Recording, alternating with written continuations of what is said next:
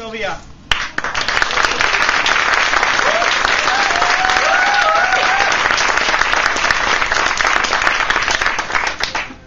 Well, I don't know what you want to hear, but I want to thank you for inviting me. I obviously, having been breeding these since a long time, it's an honor to judge the national, and I'm very pleased. There's great showgrounds, great competitors.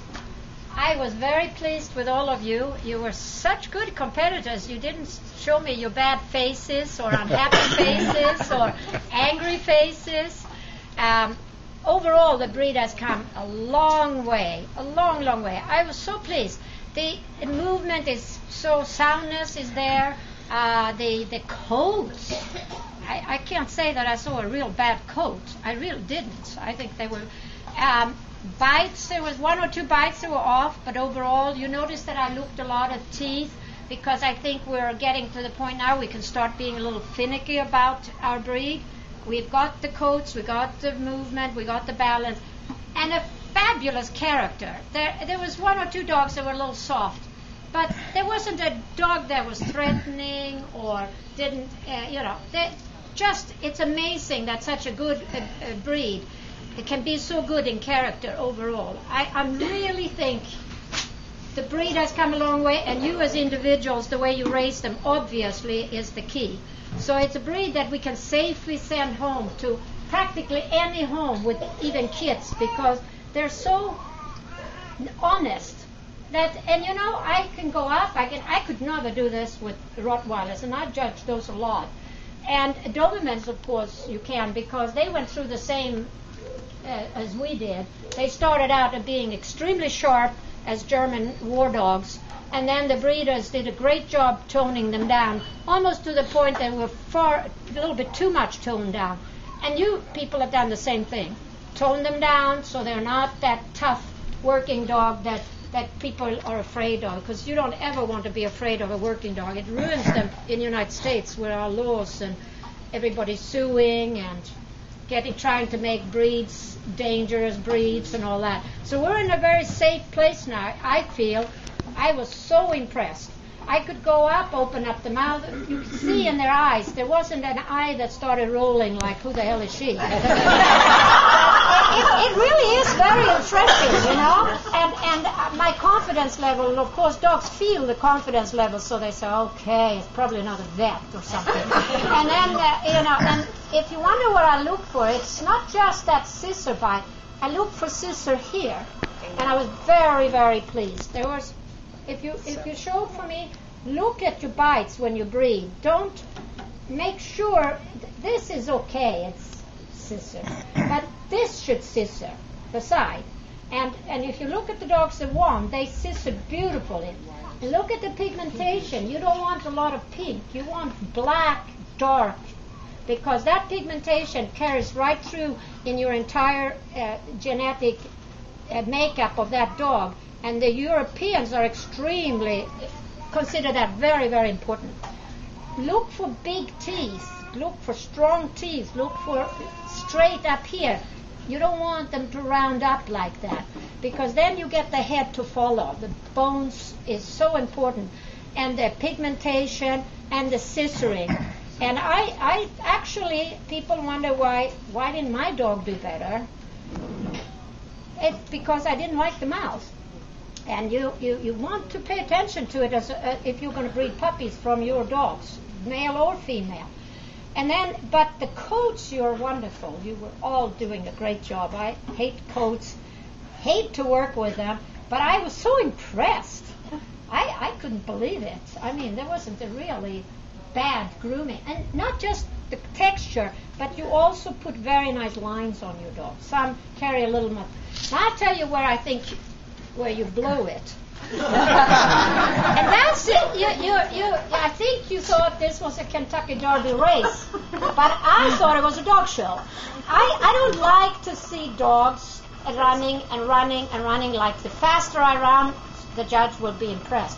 Yes, some judges will be impressed because they can't see fast, they can't follow it fast enough. So when you go a mile a minute, they think that you have a great dog. But you can take a dog who has lousy movement and moving a mile a minute, and to me, it just comes out, oh my God, he looked pretty good standing still. What happened? Because suddenly his structure comes out. You blow it because you say to me, look, he has a terrible front, you say, when you move a mile a minute. Because that's what I see. You want to see this. And a dog who can do that, okay, go a mile a minute if you enjoy running a speed race, but it's not important. You see, you blew it. You've got to understand where your dog's faults are, and when you know the dog's fault, and it's particularly important with champions, don't try to fool the judge. You only fool the mediocre judges. You don't fool good judges. They don't like it. I didn't like it, and I would have said that was the biggest thing I had against most people today. You know, their winner's dog, the handler obviously isn't the best handler in the world. But because she suffers from not being able to run proper, her dog looked good. Because they were going the correct speed. She was going in the speed that I like to see. And think about it. If you paid attention to the best of breed dog, the bitch, think about it. That bitch has a gorgeous movement. But she wasn't running a race. She was just going very normal, trot, good speed, but she wasn't trying to run down the guy in front of her. And that made her look so much better, so much better. I will admit that the best opposite dog opened up. He was run down a little bit too much for me, but it helped him because he settled down and then he moved proper. He was overstimulated in the beginning. And then, because he got a little worn out with the handler running him down, then he actually started moving the way he should move. So it benefited him. But you have to know your dog to know when you can get away with that when you know your dog. So I'm just telling you that there was a lot of good dogs. The quality overall was excellent. I'm so proud of what's happened in this breed. It's just, I'm not a bit surprised that we have the number one or breed dog in our breed. Amen. Not a what's out there. And you know what was so absolutely fabulous was the winner's dog, the winner's bitch, the reserve winner's dog, and several other winners in many classes. That's our next generation. And they were so promising. There's so many stars out there waiting to come up if you could just guide them along with the exercise. And try to condition them a little better. There are many soft dogs in there. And you know, when they go around, and people always wonder, why is she like that and not me? Mine is so beautiful. And you know, the top lines start looking more and more like that. But you don't see it because you're so busy running around. So have somebody else move your dog now and then. And look and be critical of what your own dog. Then you're going to learn what's wrong with your dog. There's tons of faults there. Overall, I thought the rears were good. We have a little bit closer rears that we have to watch out. But the rears will come right back because they were there. And the Europeans have brought in a little bit of closeness. We'll get that right back. And the fronts, I am so happy to say that the fronts were good. But some of them were not. So I mean, I'm not saying they all had good fronts, because you don't. But that you ask somebody who knows, and they tell you, was mine one of those that didn't have a good front? And then you'll learn. Because you have to learn to see faults in your own dog, or you'll never, ever enjoy dog showing. You must understand where your dog goes wrong.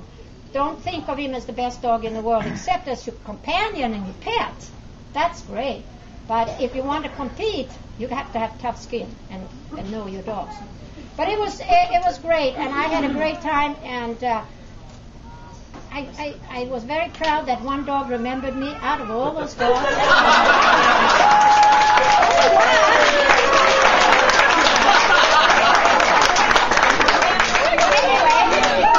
I hope you remember me better than that. I have more memories than that. And thanks for coming. I hope you have a good time tomorrow. Thank you.